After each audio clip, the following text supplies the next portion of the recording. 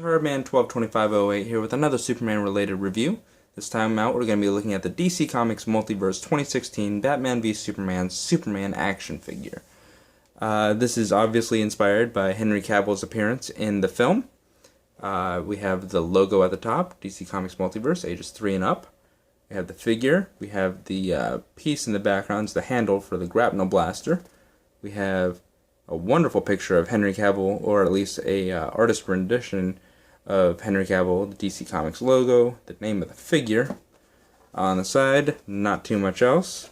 On the other side, however, we have this picture again, enlarged, and then we have a little bio, or a little blurb detailing the general outline of the film. And they didn't do too well on the spell checking here.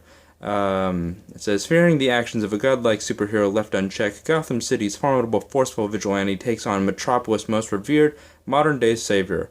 While the world wrestles with what sort of hero it really needs, and with Batman and Superman at war with one another, a new threat quickly arises, putting mankind in greater danger than it's ever known before. And then at the top, we have the little blurb about Multiverse. And it says, DC Comics Multiverse figures are inspired by comic-based, character-rich entertainment sources such as movies and video games. These figures are meticulously designed to be truly authentic, celebrating the many universes of entertaining DC Comics material. I absolutely love this line. You get so many awesome things coming out of it, both from what's already on the shelves and what's going to be on the shelves. Here we have a picture of the pieces for the Batman grapnel blaster, and I've seen it completed, and it looks pretty awesome. And of course, this is before they decided to show us what figures 5 through 8 are. Not gonna lie, the figures are kind of disappointing. I figured that they were gonna do the Nightmare Batman. That was a given because DC loves their Batman, and Lex Luthor, alright, but Bat Creature? I don't even know what they were thinking with that. Aquaman's cool, but he was in the movie for like 10 seconds. And they were kind of just really milking that. But here we have Superman, Batman, Wonder Woman, and Armored Batman. I already have Wonder Woman, and I already have Superman, obviously. I just need to get the 2 Batmen, and then I can continue collecting this Collecting Connect thing. So I already have one of these figures out of the packaging. And here we are. Let's take a look at the figure. It's really well designed. I'm thoroughly impressed with this figure. At first, I was a little skeptical because, I mean, the Movie Masters figure that they put out 3 years ago was wonderfully designed. The face sculpt was pretty dead on, or at least as dead on as you can get with this 6-inch scale. But they've managed to do a really good job at recreating Henry Cavill's likeness. It's not perfect, if my camera will focus. There are some aspects where the Man of Steel figure definitely looks a lot better than this one. But there are also places where the Multiverse figure looks better than the Movie Masters one, so it's kind of a toss-up between which one is my favorite. Obviously this suit's a little bit brighter. There's a costume change between movies.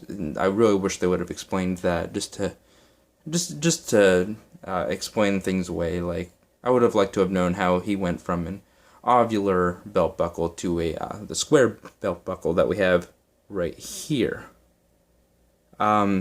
Paint job is actually really well done.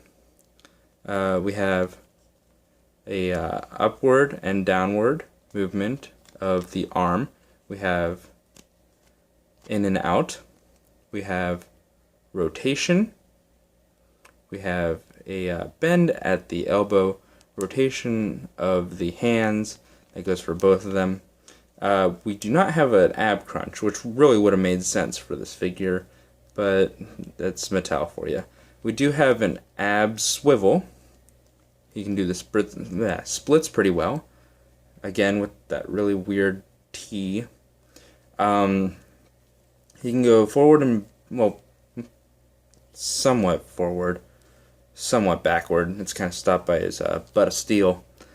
He's got pretty decent knee articulation, and his ankles are just alright. And this is actually a really well designed figure. I've said that before. Of course, they used the same molding for the cape that they did for the Man of Steel Movie Masters figure. But the thing that really stands out to me about this figure is that it's a textured suit. I'm just trying to move in a little bit closer for you. There's actual detailing on the suit. You can see that, which is really a great attention to detail. Again, it's not the perfect Henry Cavill face. If we can get him to focus. There we go. It does need a little bit of work, and I've seen people do custom paint jobs on it, but overall, it's pretty decent. The head can, of course, move left and right. A little bit of, well, it barely goes up.